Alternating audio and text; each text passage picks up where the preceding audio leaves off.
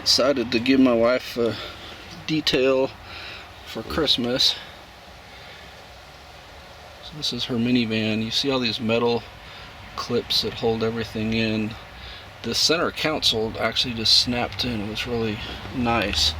And then it had 3 electricals, and I will say they're not well designed as far as, I mean, they're press and release like that. The problem is you can't really get in there because it's connected where my thumb is, so you need a pick to squeeze in there.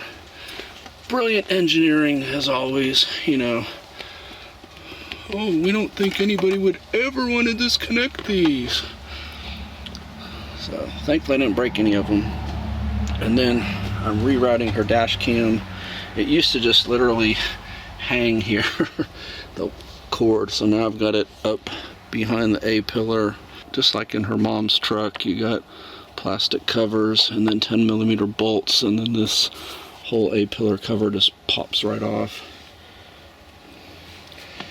So I am going to put a cigarette lighter plug in there just like I did on the truck, and run wires over and tap into the cigarette lighter connection over here. That's the accessory one, and that way it'll be dummy proof.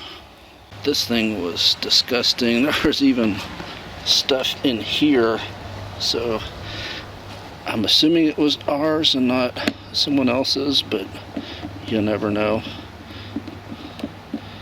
This was a rental car before we got it, but you see it just has metal clips that hold it on, so you just pull up from the back here and it releases, and then there's 2 in the front there that you gotta, what I did was I had it at an angle like this and then pulled,